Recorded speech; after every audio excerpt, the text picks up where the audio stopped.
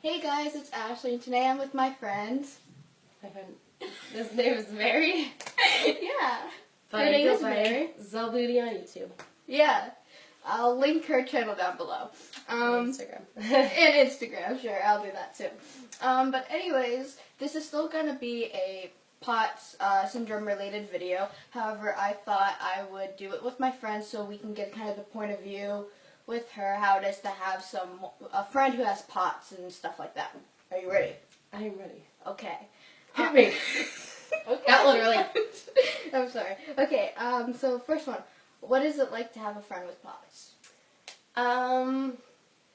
Well, it's definitely interesting. It makes going in public an adventure. Yeah. For me, going to the movies with you and you passing out in the middle of the floor and then the lady walking by and like screaming comes into mind.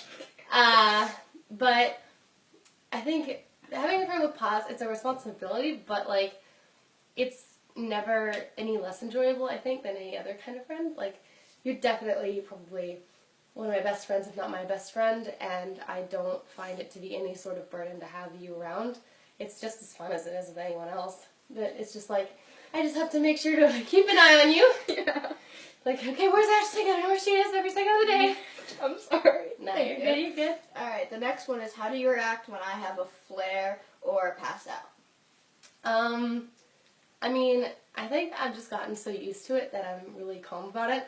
The only thing is, like, sometimes when there's other people around and they start to, like, push me and, like, tell me what to do, I get a little mad at them because I'm like, okay, I know what I'm doing. You can't, there's a certain things that I know you've told me that work and that don't, and I take those all to mind, and I just try and take care of you as calmly as I can, you know, put your feet up, get the blood back to your brain, and, like, you know, make sure that you're okay when you wake up and stuff.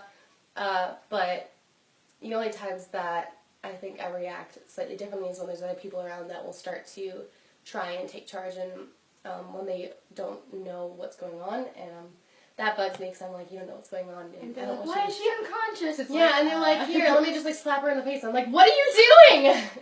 You can't do that.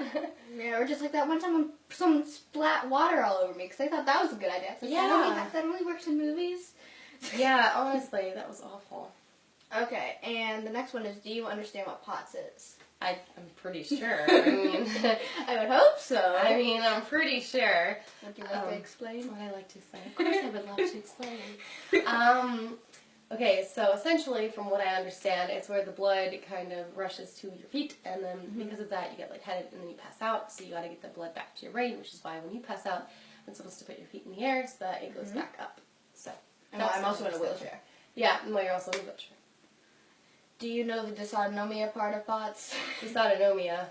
Oh, so I brought that up to you before. I know. I'm sure I know what it is. I just don't know it by name. Because you know POTS is not only the heart rate and the blood pressure problem, Yeah. right?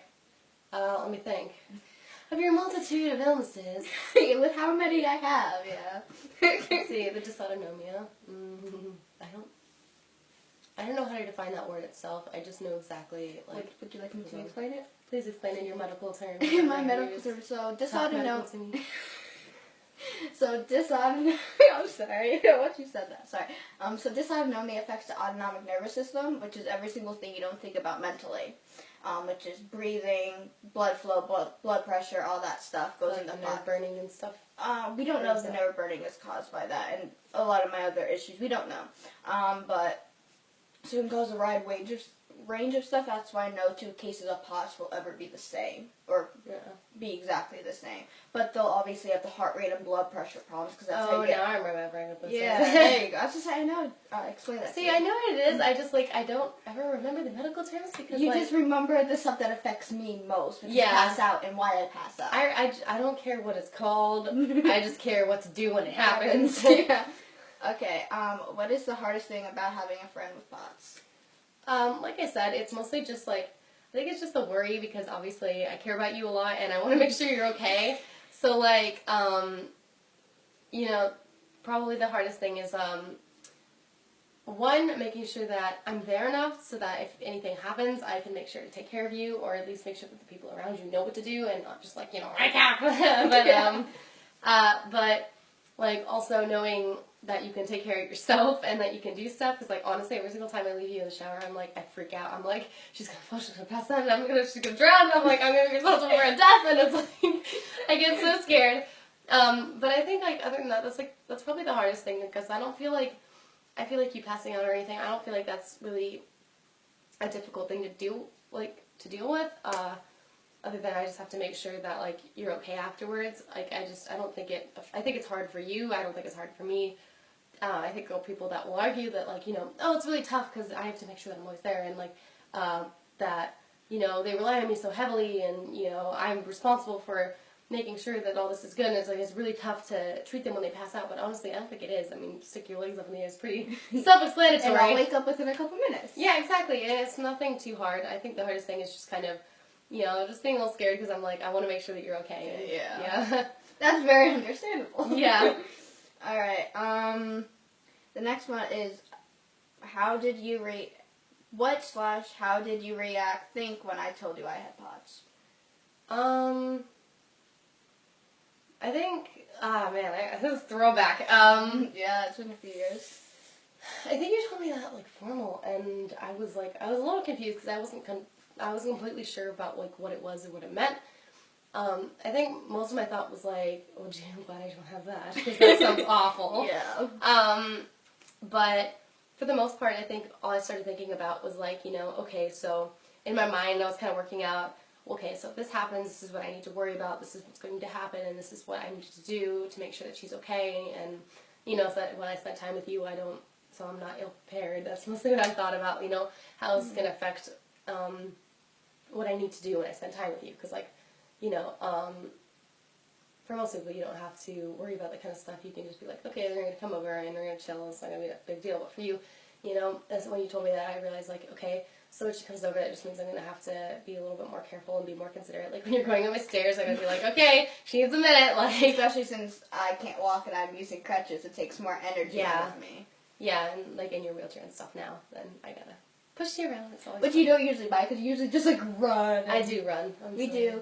To infinity and beyond. I'd be such a bad nurse because I run you into stuff all the time. Yeah, probably. Okay, and then the last one is, how did you think when I first passed out in front of you? I think there was, like, it's kind of funny because we're sitting in my room. Yeah. And, I think the first time you passed out, we were exiting my room and you got, like, 3 feet, and then you had to, like, sit down, and then I was, like, waiting, and I was just talking to you, and then you were like, oh, I don't feel good, and you just, like, passed out. And, I mean, I was kind of prepared for it, especially because you kind of told me that you felt like you were going to pass out. And, but, like, I think I was a little shocked because I didn't expect, like, that when you passed out, that, like, literally you would become limp? Yeah, go so limp, because, like, I know when you pass out, like, a lot of times, I figured just kind of be, like, falling asleep, but I didn't realize you'd go, like, so limp, and just, like, all your entire body would just collapse. And so that was, like, a little surprising to me, but, like, I remember it was, like, I knew what to do, so I was pretty calm about it, and it was just kind of like, okay, I'm just gonna go get your legs, and, you know. Yeah, because I told you, like, with all my friends, I told you, you know, what to expect, because, as you know, I want all my friends to feel comfortable, because I pass out so often. Exactly, that's kind of like, that's, to me, like, my version of that is, like, when I go to hang out with someone or something, or, like, I forget to take my medicine, I'm like, just a warning, I'm going to tell you right now that my mood is not stable, like, I might say some weird stuff, like, sorry. Yeah, it's like, one time someone asked me, like, why are you so open about your illnesses and stuff? It's like, okay, so I'm not going to tell people and I'm going to pass on in front of them and then them be like, why didn't you tell me? It's like... Yeah, exactly. Like, with stuff like that people can outwardly see and that you sometimes are going to need help with, you really can't just sit there and be like, well, I don't want to tell people because, like, oh, I'm shy. Like, you can't do that. Exactly. Like, with something that you actually need outward help about, like, you, it's best just to be open about it and to explain it, because a lot of times people are going to find it either interesting, or, like, they're just going to be like, okay, thanks for letting me know, that's good knowledge that I can use in the future, and, like, that's the end of that. Like, it's a part of you, and it's kind of just like, you know, it's a part of what you use in your everyday life, whether or not you want it to be there, and if someone's going to be around you and they want to get to know you, it's a part of you, and they got to know about it, and so, like, it's something that you know, you just gotta be open about, because a lot of times people are more interested than they are, like, ew, gross, medical problems. Like, yeah, exactly. At least for me, especially, I was like, oh, it's actually kind of interesting. Like, I'm sorry you have to deal with that. That's kind of neat to, you know, learn about. Yeah, to learn about. No, and also admirable because, like, jeez. Holy crap, girl. That's a lot. Too many medical problems. Too many medical. So, is that it? Yeah, that's it. So, comment down below what videos you want to see from me next and stuff like that. Bye, guys.